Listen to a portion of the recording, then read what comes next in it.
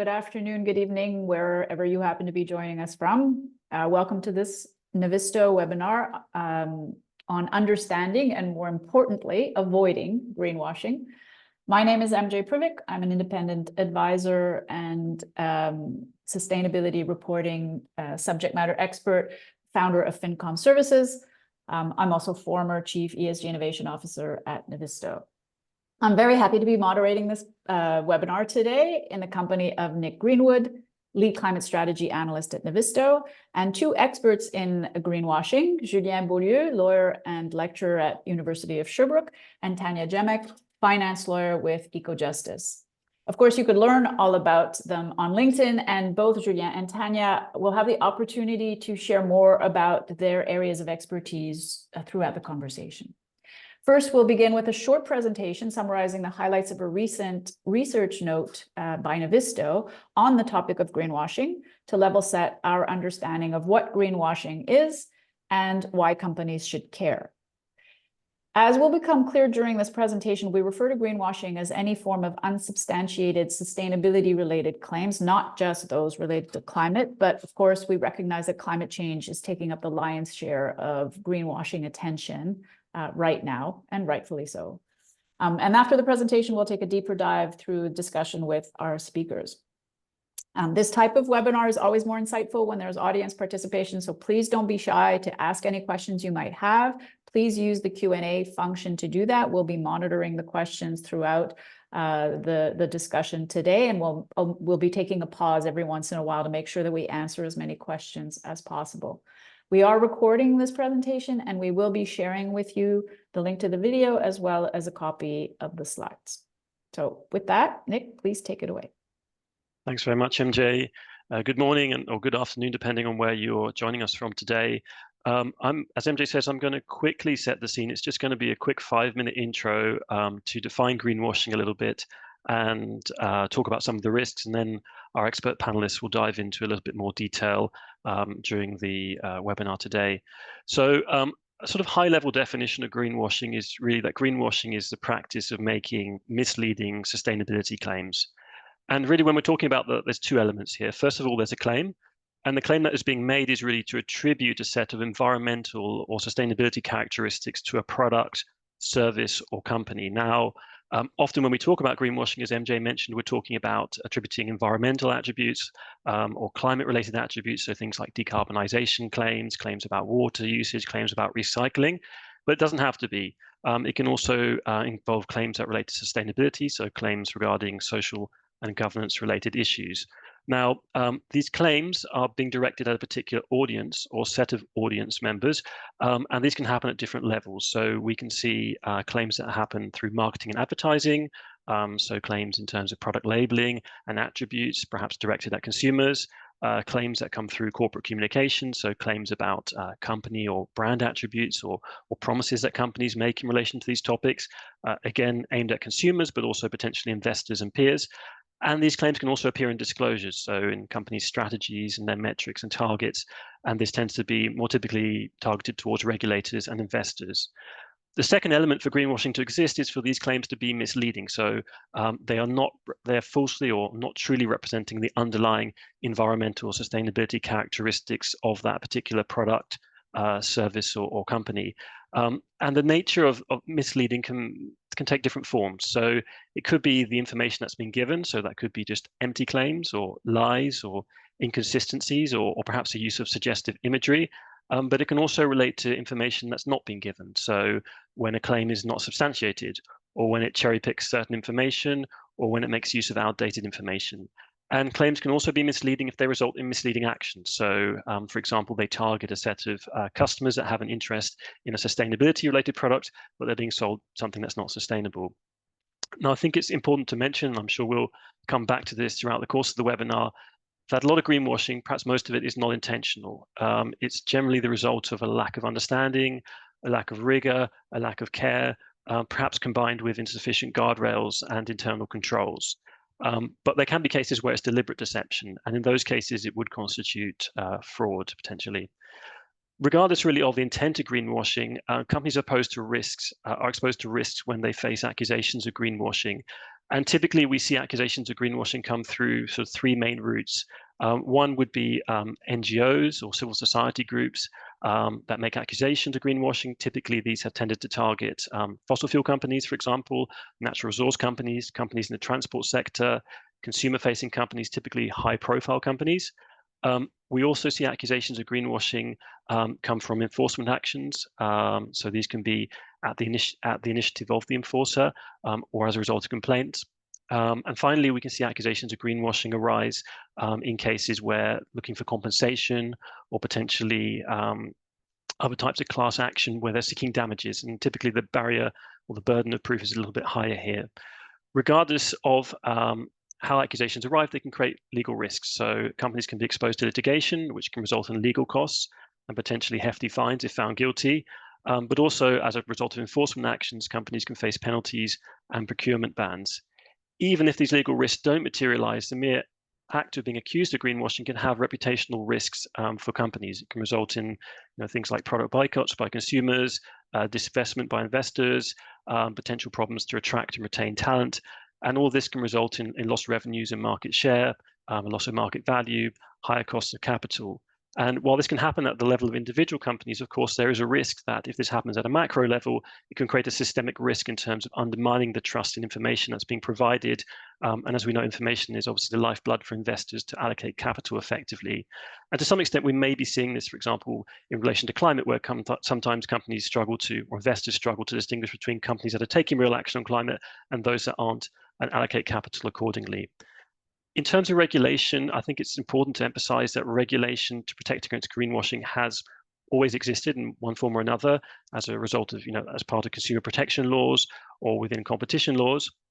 But what we've seen over the last few years is a definite increase in regulators in different jurisdictions taking action to guard against greenwashing. And I think this is the result of an increase in pervasiveness of greenwashing as companies try to capture those green premiums. So we've seen action in different jurisdictions to address greenwashing in marketing and advertising, requiring greater clarity in terms of the claims you're making, in some cases preventing the use of certain terms.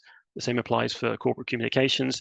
And also greenwashing is partially addressed by some of the new sustainability disclosure regulations, such as the EU's Corporate Sustainability Reporting Directive, or jurisdictions that are mandating the IFRS sustainability disclosure standards, which require companies to disclose more transparently if they set a target, if they're using offsets, for example. But I'll leave it there now so we can go deeper into the conversation. So back to you, MJ.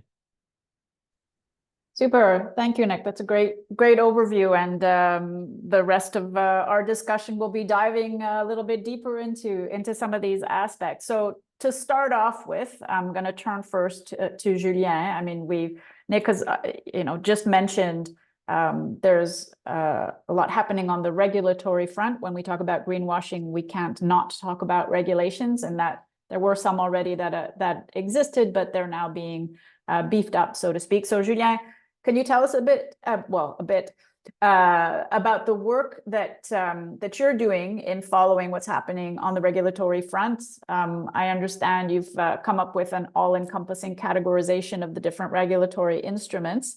And also, I think you're in a really good position to tell us specifically what's been happening in Canada in recent weeks and months. So I'll turn it over to you. Perfect. Well, thank you very much, and a great presentation, Nick. It's very to see it laid out so clearly. It's always helpful, even if when you've been dealing with this topic for so many months and years, actually. And I'm sure Tanya can say the same as well. We've both been examining greenwashing, been involved in cases for many years already, but it's always good to come back to the basics, come back with a good theoretical framework. So thanks for that. My background is in competition law. I used to work in private practice as a competition lawyer for a leading Canadian firm. And back in 2018, 2019, we were starting to see these first green claims. Companies were starting to wonder, what can we say? And in Canada, marketing is regulated under the Competition Act. So it was under my field of expertise, and so started to look at how these deceptive marketing laws that have been there forever, they've always been around, how could they apply to environmental claims? And at the time, there was some environmental guidance that had been issued by the Competition Bureau, which is the agency responsible for enforcing the Competition Act in Canada. There had been also a few cases, but not that many, and it was certainly not such a big issue as we're seeing now.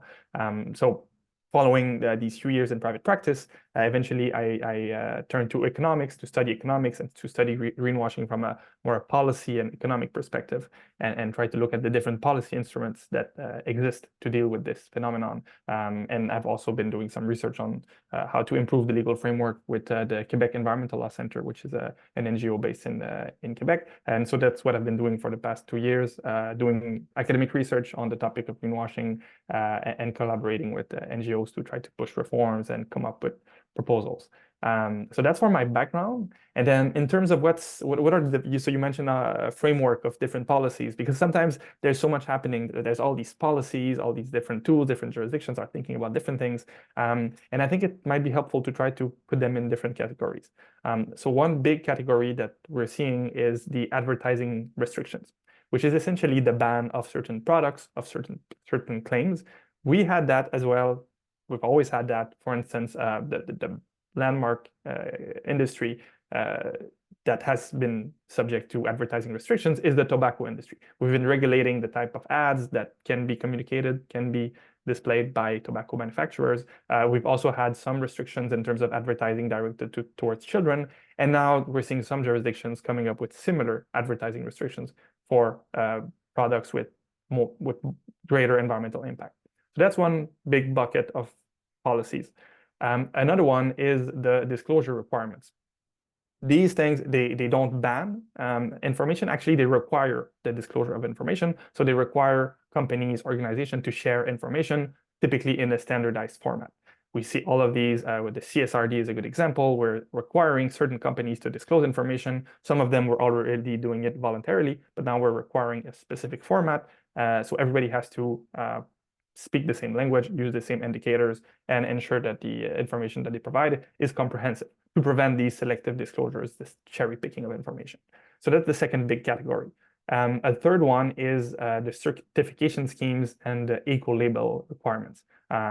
Eco-labels as well, they've been around for several decades, but some jurisdictions have started to regulate them either by imposing the minimum requirements for the use of eco-labels, requiring mandatory labels for certain things. We've had them for food, for instance. In Canada, you need to provide some information about the nutrition, the nutritive value of food products, but some jurisdictions are developing similar labeling schemes for the disclosure of environmental characteristics. And finally, and that's where I'm going to make the link with what's been happening in Canada recently, we've got the general deceptive marketing rules. These are rules that prohibit deceptive marketing. Sometimes they also require the substantiation of environmental claims, of marketing claims in general. In Canada, I'm focusing on Canada, of course. I'm a Canadian lawyer, so that's the jurisdictions I'm more comfortable speaking about. We've got the Competition Act, which prevents firms from making false or misleading claims. And recently, we've had this amendment to the Competition Act that is requiring firms making environmental benefits claims about their products or about their companies or business activities to back these claims by adequate and proper evidence. The requirements are a bit different depending on whether you're talking about products or whether you're talking about a business or a business activity. So when you're making an environmental claim about a product, you need to back your claim, substantiate your claim using adequate and proper testing. So essentially, you need to perform some kind of test prior to making a claim to make sure that you have evidence, solid evidence. So if you get sued at some point, if you're sued, then you might be required to disclose this evidence to show that, yes, I said that this product was recycled. Here's the test that I performed to make sure that this claim was truthful. And for the companies, it's a little bit different. Here we say that you need to back your claims using adequate and proper substantiation that follows an internationally recognized methodology. This is not defined in the Act. This is a new concept, so everybody's grappling with the meaning of this concept, but it could potentially mean that you need to use an ISO standard, for instance, or you might have to rely on internationally recognized carbon accounting rules if you want to make a net zero pledge. It could be this type of thing to show that you've been following internationally recognized standards to make a particular claim. So that's for the amendments, and they've been quite controversial. Some companies have been publicly communicating about these changes, saying that this is preventing them from advertising their good performance. On the other hand, some companies have also said that this is great because this is improving the value of information. So you've said, I don't know if it was MJ or Nick who said it, but that the information is the lifeblood of investment decisions. And this is essentially making sure that whenever a firm is communicating about its green credentials, it's very serious. It has proper evidence to back what it's saying. So it's increasing the quality of this information to make sure that markets works, that we can trust a company when it's making certain claims. So we'll see more. The Competition Bureau is going to be launching a public consultation on future enforcement guidelines that will provide more legal certainty, more predictability about these changes. But certainly a lot to discuss about them. It's been quite controversial again. So that's it. I think I answered most of the questions. Tanya, did you want to say something? Yeah, I just wanted to say that, like, for those who don't know, this new greenwashing laws that Julien's talking about, they're less than a month old. So we're really in a place where the law is shifting and developing. And sort of to link it to, I see we have a question asking about whether there's a government body or an office monitoring greenwashing risks. Some of like a greenwashing police in Canada, or how are those spotted and taken into action? And I thought this might be a good time to just address that question, because please do. There really isn't in Canada. So like Julien said, there is the Competition Bureau is an independent enforcement agency who deals with issues under the Competition Act. But the Competition Act is huge. It's about mergers. It's about deceptive marketing as a whole. To our knowledge, they don't have, the Competition Bureau doesn't have a specific unit that has particularly green or environmental knowledge that could really sort of tackle these issues. So how they're often brought forward, and Nick alluded to this, was that it's by individuals who bring forward a complaint to say to the Competition Bureau, hey, investigate this, we have concerns, or about environmental organizations. I work with EcoJustice, and we help people make those types of complaints. And so I would love to see what is it, a greenwashing police. That sounds lovely, like somebody who's really tackling the issue. And I know other environmental organizations and Julien have been calling sort of for a unit to be created that has some specialty, because this is a unique area, and I think you need to have some expertise to be able to sort of assess environmental claims and sort of just to help integrate green issues sort of into our competition laws and into our lives. So that's where I think we are right now on that. Thanks, Tanya, and thanks for addressing that first question. That was a great opportunity to do that, and we'll turn back to you in a sec. But just to follow up on a couple of things. So first of all, when we were talking about the Canadian example, but I think that what's happening in Canada is very similar to what's happening in other jurisdictions. So I think our conversation can carry beyond the limited market of Canada. To my knowledge, I don't know that there's a greenwashing police anywhere right now. Be curious to hear if So some jurisdictions have created task forces. For instance, the SEC has an ESG task force, and they've been running investigations, and they've brought several cases forward. In Australia, I'm not sure if they have a specific task force, but they've identified greenwashing as a priority, and they've been very successful at bringing cases forward. In Quebec, the Autorité des marchés financiers has recently set up a specialized team that will focus on ESG issues, so both on the regulatory perspective, but also enforcement. So some authorities are building capacity, they are hiring experts, but unfortunately, as we're aware, the Competition Bureau has not done it yet. But maybe with these new changes, they'll have to build capacity for sure. So interesting to be distinguishing in this case between, what Nick was referring to earlier of unsubstantiated claims from a marketing or communications perspective versus from a disclosure perspective, different sets of regulations, so different mechanisms to monitor.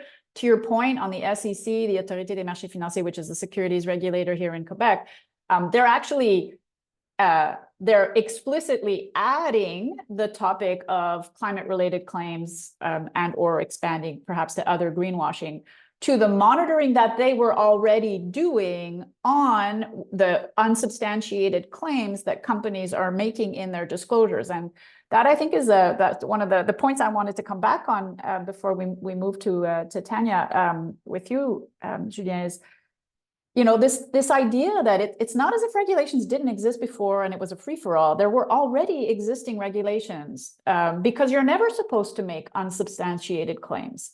So when companies are complaining that the rules are too restrictive now, that it's not allowing them to talk about their performance, well, if they can substantiate their performance, then they shouldn't have a problem. They should be able to continue to make those claims. So just quickly, if you could, you know, kind of give your perspective on why weren't the existing regulations enough, and are the changes that are coming into play going to be enough to address greenwashing, in your opinion?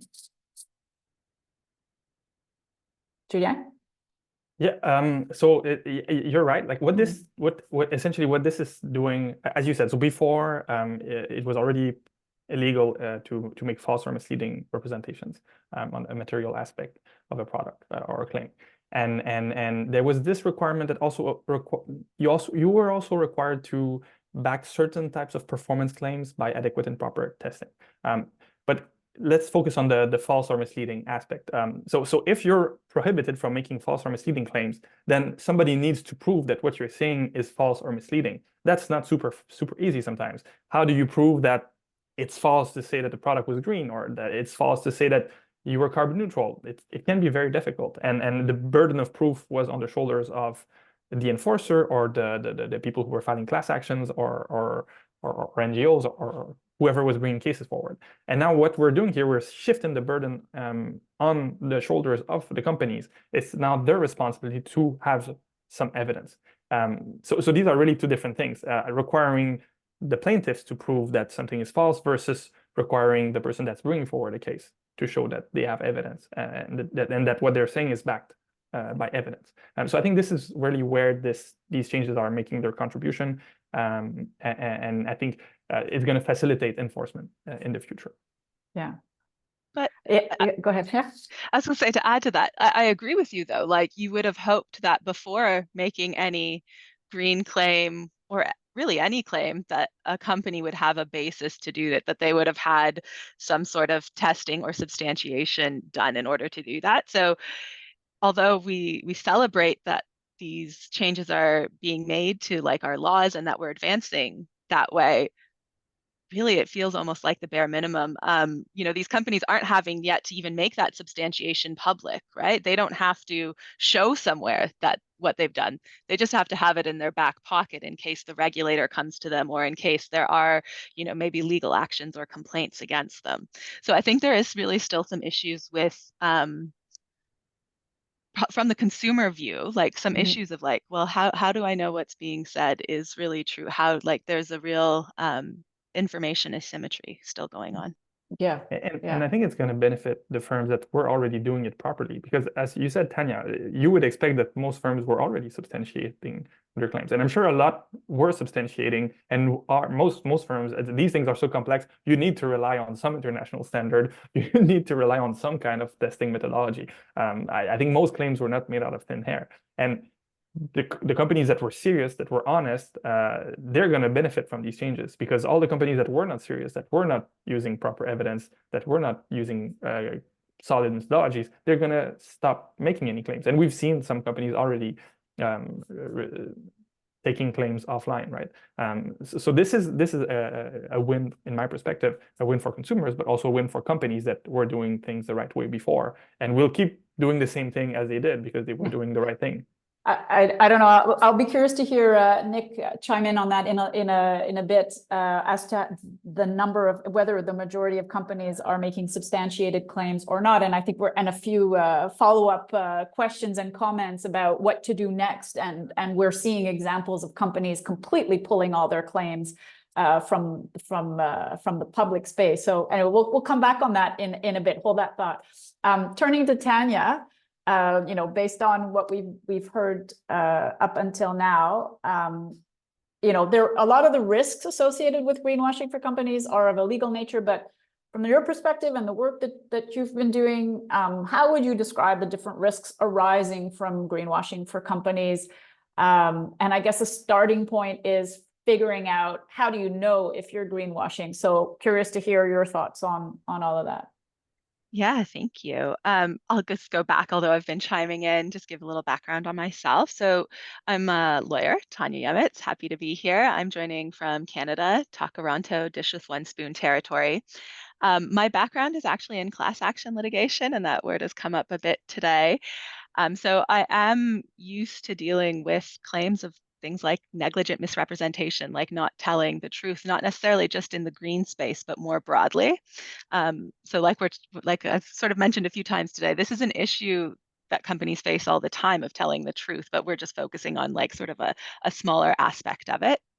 And right now I work with EcoJustice. So EcoJustice is Canada's largest environmental law charity. We work on climate change, we defend nature, and we fight for a healthy environment for all. And so greenwashing can tie into a lot of those areas. And it's a piece that comes up in our work a lot, both on the law reform side, working on the changes that Julianne was talking about, and also in helping people to bring forward greenwashing claims. So when we're talking about like what are the risks of greenwashing, Nick had that great chart in the slides that really laid things out well. And it's really about, it's the same risks that come with whether you're telling the truth about other things, whether you're being truthful and honest in other aspects of your business. But the characteristics of greenwashing, so the environmental impacts, I think make it an issue that has an even broader impact in society. And it's why governments and regulators and people are taking a closer look at what companies are saying about that, because we are faced with things like the climate crisis, like biodiversity crises, and so people are looking broadly, and we know we need to take a whole of society approach. So that's why I think there is emphasis and sometimes passion really around greenwashing and what companies are saying versus what they're doing. So that the handy slide that Nick had sort of outlaid a lot of different aspects of the risks of greenwashing, really the legal risks and the reputational risks. And I think those materialize legally, like as a previous class action lawyer, current environmental lawyer, by suits by private citizens and environmental organizations, like that can be just going to court saying common law negligent misrepresentation, you're not telling the truth. Can be under consumer protection statutes, you're not being fair and open with consumers, or it can be under competition laws or even securities laws, right? That is a burgeoning area as well. There can be regulatory complaints, regulatory actions, and the thing is that there can be fear around that because any sort of legal interventions are costly. They take, which is what comes up to firms, right? They take your time and resources to defend, to respond to, and then, courts or other bodies can make monetary damages orders against you or require you to take corrective actions that could also cost your business a lot. And then on the reputation side, and these actually all sort of weave together, right? Your reputation is going to be implicated if there's legal cases. It can impact your brand image and this is if you are shown to be greenwashing. If you are greenwashing on its own and you're not caught, these risks might not arise. But you're in a very tricky situation there, and I'll say a bit more about that in a minute. But so on brand image, it's quite important these days, I think, to those selling and offering things to consumers to have a good brand image. I know there's a study out there by Deloitte Canada last year that said like 75% of consumers are more likely to purchase brands that offer green or sustainable products. And so that can be, an impetus for wanting to make green claims, not necessarily wanting to make greenwashing claims, but wanting to make green claims. And then if you're not careful in how you make those green claims and the actions you take, that's when you're in the greenwashing territory. And I think we see that play out. Like, I know for myself, like when you're looking at advertisements on TV, a lot of it is about brands when you're looking at the environmental claims. So, like car ads. I know there is a study by Harvard that's like 80% of green car ads are about the brand, not about a specific car, right? It's an actor driving on a green road, enjoying themselves, and whatever happens to come up on the screen. So if a consumers are becoming aware that a brand's not acting in a green or sustainable way, their image of them will deteriorate, can affect, existing and potential new customers, increase customer churn, decline in sales. I think it can also lead to regulatory scrutiny. I think there's more as well that may not be thought of as much, which is like your workforce. More and more these days, particularly young people want to work somewhere where their values align with that company. So if they see that a company has been greenwashing something, they may want to move away from that company. They may not be interested in working there. But on the flip side, if they see a company who's making green claims and who's backing them up and is acting credibly, that will probably draw them in more. So I think that's like some of the ideas of the risks at the company level. But then when you look at it, as an environmental lawyer, when I look at it, when I take a step back, the risks of greenwashing, whether they're caught or not caught, is the impact that they're having on our environment, on our climate, and everything like that. And so that is, and it can lead to, stalling, I think, of regulatory action. If it looks like an industry, a market is doing fine, the government may not be as motivated to step in and try to make changes to put things in the right direction. And so that's part of what I see. And so I'm talking a lot about the risks associated with greenwashing, and I worry that creates like a negative idea of like making green claims. And I don't want people to leave with that, because I think taking true environmentally positive action just has so many benefits, and then that you're set up for the transition that our world is taking. You can capture market share, but I think it's just all about sort of making sure you're precise in what you're saying and how you're advertising, and taking the actions to go along with it. Yeah, I mean, if I could jump in, Yeah. we could expand the scope of this and talk about it for hours in terms of the action on issues, material topics, whether it's climate or other issues, water consumption, human rights, etc. But if we're trying to keep it to the narrower conversation on greenwashing is really about what you're saying about what you're doing, and it's the gap between the two sometimes, or not sometimes, but or the fact that you are saying things that aren't actually true. And I think that's an important thing to keep in mind when we are worrying about greenwashing, what the risks of greenwashing are. And I think you did a really great job there of identifying all these risks. And to your point, there is a financial connection there. And yes, it's important because that will speak to some of the major stakeholders. It will speak to the senior management and the board of the company of this is real. This can have real, tangible, immediate and significant repercussions for the viability of the business. I totally hear you on the whole impacts dimension of it, the systemic issue, nature of the issues that we're talking about here.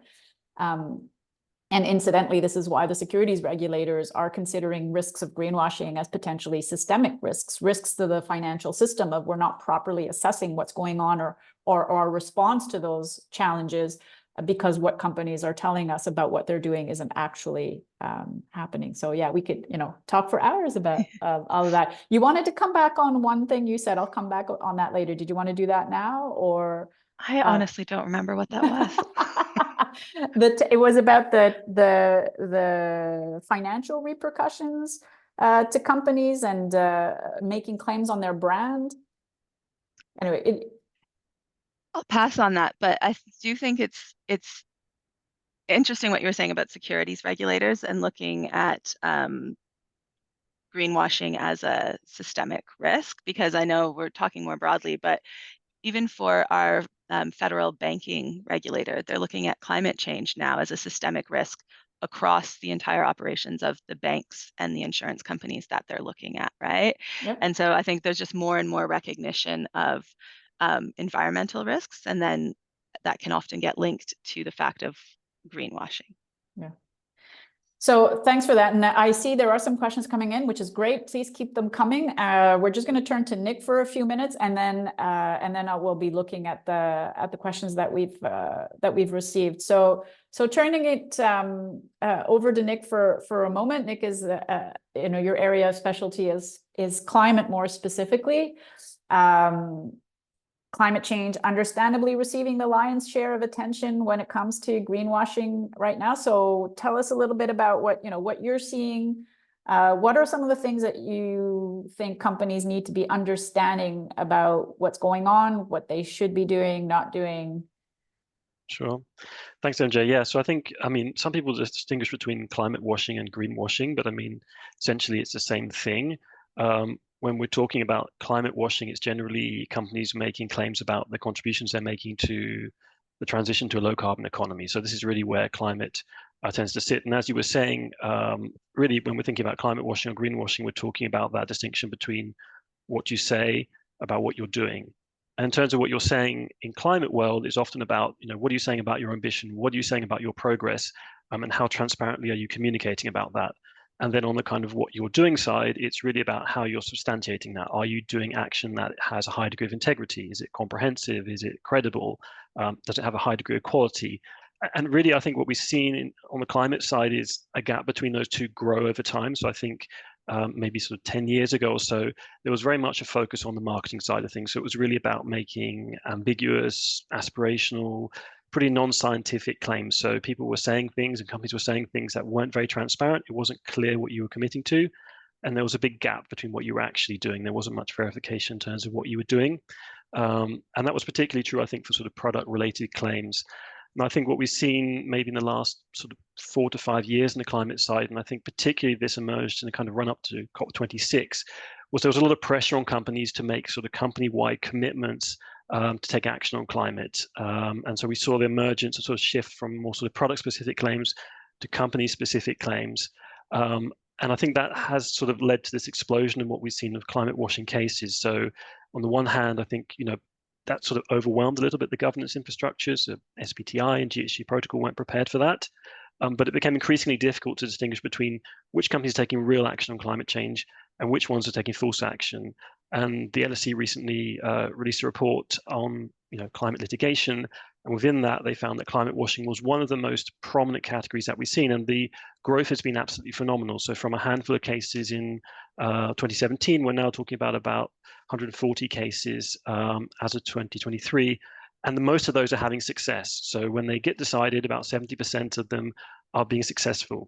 So I think what we've seen over the last 2 or 3 years is the emergence of these disclosure regimes, which are trying to push companies in terms of what they're saying to be more transparent, to be more nuanced, to be more factually accurate. They're not necessarily pushing companies to make claims. It's more around, if you have a target, you should disclose that transparently. You should be comprehensive about the information you're containing there.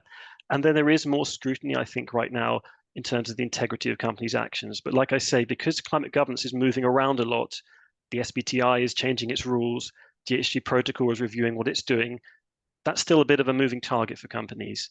But I think we're now in a situation right now, I would say over the last sort of 6 months to a year, where we're seeing a lot of companies reconsider what they say about what they do and start to sort of roll back a little bit of what they're saying. So they're starting to talk about, reprofiling, quietly dropping the carbon neutrality claims, talking about short-terming, focusing on maybe a smaller or less ambitious set of targets.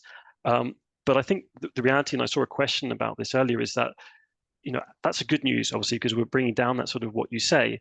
The problem is that what you do, there's still a big implementation gap in terms of what we need to do as a society, as a set of companies to reach that Paris Agreement. And this, I think, is a real implementation gap. So, companies are facing problems with policies, problems with regulation, problems with technology costs. That's making it very tricky to take action. I think we're now in this interesting space, and there was a question about this right now, where if you are a company that's committed, you have set, transparent goals and objectives, but you're struggling to meet those targets, I think there's a certain amount of fear that you might be called up for greenwashing. And I think it's very important here to emphasize and be clear that that is not greenwashing. So if you have, transparently set out your objectives and taken best practice action, but for one reason or another, you're not able to meet your target, often due to things that are outside of your control, And I think the important thing here is to be really transparent. So it's important to be transparent about, the progress that you've made to date, the sort of why you're going off track, but also to point to, any transition plan that you have. So really substantiate your action on climate by the actions that you are taking underneath that, and point also to other metrics. So it's not all about meeting those headline objectives. It can also be about the action you're taking in support of that. So how much CapEx investment have you put into a climate initiative? What are you doing in terms of your policy lobbying, and those types of things. So I think this is sort of where we are right now in the climate space, is a sort of reevaluation supported, I think, by this greenwashing, climate washing focus. But we are seeing the reality of the situation. The reality of the situation is that there is an implementation gap that a lot of companies are facing, and they're thinking about how to manage that. So that's what I'm seeing a little bit. Thank you for that, Nick. My takeaway from what you are saying, first of all, is a reminder that as for anything else relating to sustainability, this is a moving, evolving space, and everybody's evolving at the same time. The regulators, the companies, the investors, the stakeholders, what they're asking for, what they're doing with that information. So it's going to be a little bit murky for the next little while. But at the same time, I mean, we all need to move forward. We all need to get better. We're all doing it at the same time. So there's gonna be this period of adaptation that I think we have to get very comfortable with. I think that's one of the realities of sustainability related work. Yeah, we'll double down on some of the distinction of, is it greenwashing when you're talking about your estimates and your forecasts and your future performance or not? And I would generally agree with you. It's a good thing that if a company was making a net zero commitment and had no idea how it was going to get there, that it no longer make that commitment. I think that's actually, like you say, a good thing. But again, disclosing or talking about and doing two different things. So you could stop talking about what you're doing altogether, or remove all your, stop talking about any commitments you're making. That won't remove the obligation for you to actually do something on those material issues or risks. Yeah, so fascinating, very complex. All right, we'll turn to some of the questions before we continue with our discussion. The first one is very technical. I'm gonna ask it. I don't know if our panelists are able to answer, and if you're not, maybe what the resource should be to direct the person to. So Wanda is asking about what can be communicated when buying a raw material, a biomaterial certified by Mass Balance Approach. I'm assuming that's a certification for the environmental or green characteristics of the material. If we segregate the material, are we able to say that the finished product contains bio-based material? Does anybody want to take that one? That does seem like a very technical question where you'd need to know a lot about someone's business and their product to be able to answer that. And I think, so I can't give legal advice, I can flag that now. But what I could say is that I think this sort of points out the necessity of needing expertise of what you're actually, who makes the products or operations, or who is actually doing the work to really inform what you can say. So maybe something could be said about like a percentage or how much goes into the, but I would encourage being very precise. A broad claim of, this is bio-based material sounds like it could be greenwashing, right? But if you are able to, sort of really be precise in what you're saying, maybe break down what's happening, even point people to, resources if they want to look at more on your website or something about what you actually are saying in detail. I think that's always really helpful. And I apologize to Wanda for not being able to give her an exact answer, but I think often lawyers will not have all the answers, and you'll really need this to be like a team effort to look at what statements can and cannot be made to align with the actions that your company is actually doing.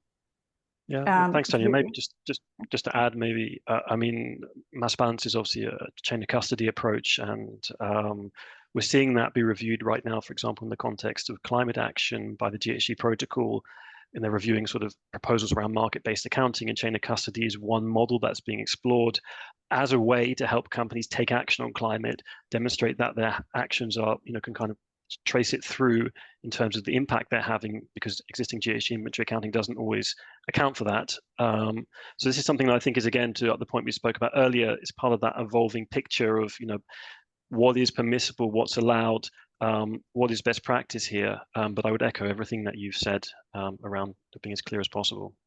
Yeah. Julien? Yeah, I agree with everything that has been said. I will even go further than what Tanya said. I would say most of the time, maybe the lawyers won't have the answer, not just some of the time.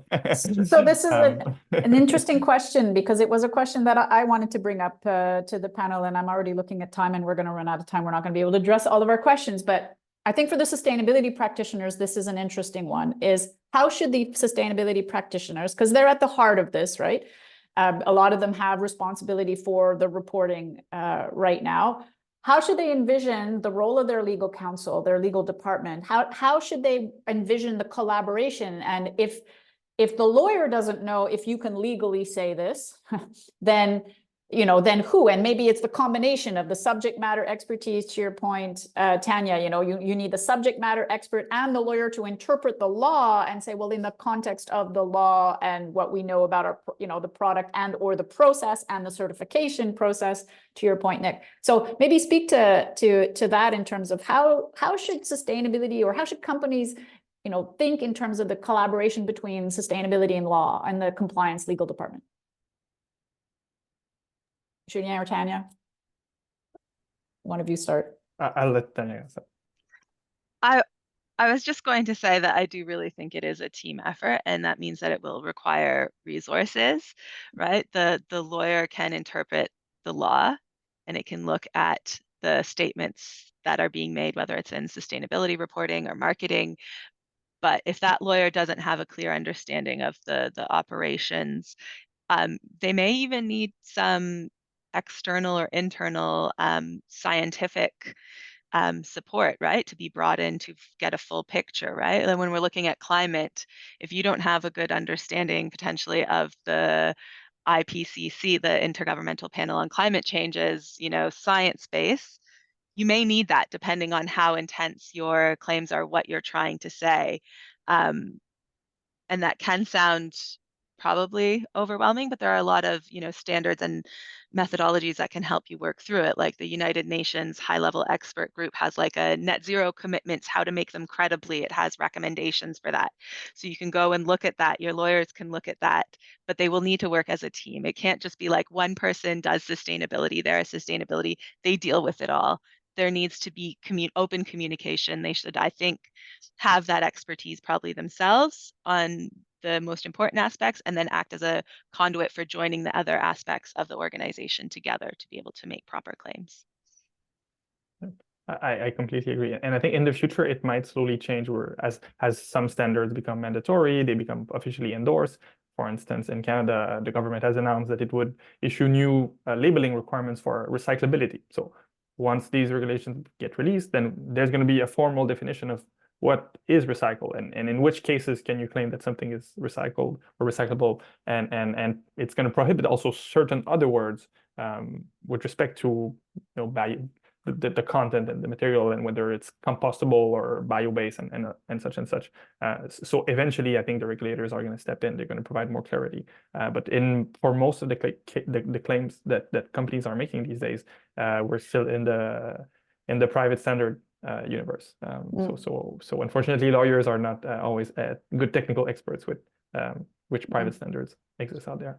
Yeah. But there's a lot, and I agree with Tanya, and there's some of them that are very good, some of them that are also less good, and you have to be very careful about which standard you pick. Also, do you develop your own standard? That's always a very risky endeavor, to develop your own standard instead of relying on something that's issued by third parties, that's verified by independent third parties. These are always better things. Yeah.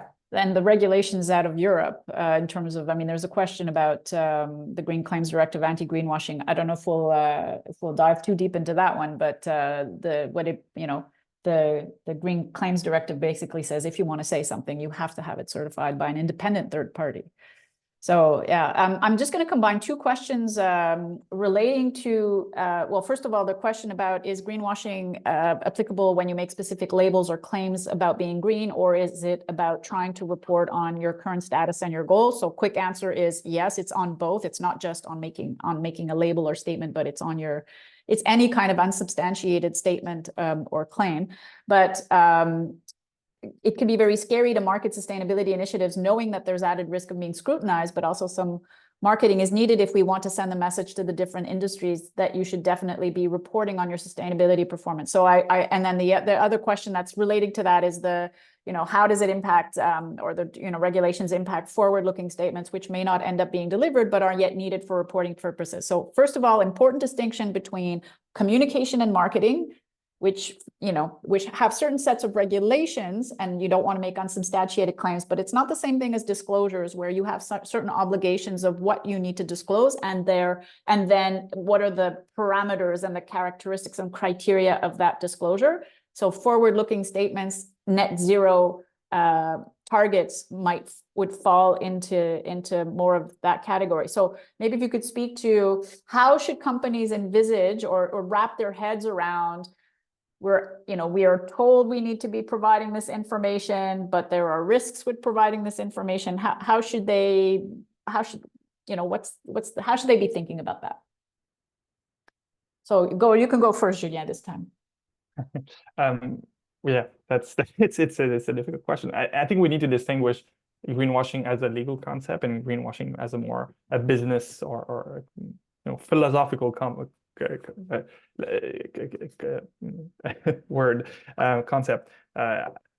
I think this has been said before. If you share information, it's because you want to communicate a message, and you want this message to be impactful. You want this message to be understood, to allow you to attract consumers, to attract future employees. So you want this information to be as informative, as clear, as understandable. You want it to be useful, right? And you should make sure that you provide good information. So it's the trade-off between the risk of being said that this information is not abiding by the rules and the risk of not communicating this information and then losing market share, losing talent, not getting your voice heard. So I think that's the trade-off. And there's also a question of do you need to say things publicly, or can you maybe make some claims just internally? And I think greenwashing is going to be identified when it's made publicly. But if you're just trying to create a momentum within your company, you're trying to set environmental performance goals because you want to motivate your management team, you want to create some strategy with the board of directors, do you need to make a public claim? Do you need to communicate publicly on these things? Or can you just keep that internal for business purposes, for management purposes? And that's a question that should be on everyone's mind. Do you need to say it? Are you ready to say it? And if you say it, then are you ready to invest all the resources that you need to make sure that you can say it properly? Yeah, well said. Tanya? This just brought to mind, I was at a conference a year or two ago, and someone was presenting, and they noted that they had an anonymous client once whose board had made a public net zero commitment. And they realized 2 to 3 years on that they had not communicated that to the people doing the work, to the operations, to the managers. They had done nothing on it. And so the future aspect, I think, of particularly like net zero claims, climate claims,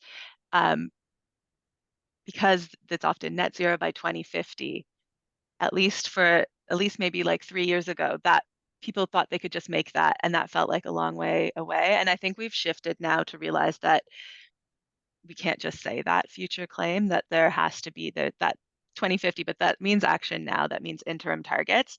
And so I can understand that this can be like a scary area for people. When laws change, things are scary. We've talked about legal risk and stuff like that.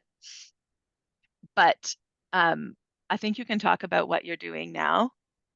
You can talk about your goals if you have that plan, right? There is things like the TPT task force in the UK who has done really deep dives sector by sector on what like climate plans should look like, transition plans. And so there needs to be some research done to look at what's proper for like your industry, for what you're doing, and then take the action, make sure you have the capital, the money, the resources, that you're understanding what you need to get there before you go out and just make a claim, and make sure that your company knows about what you're doing and how to implement it.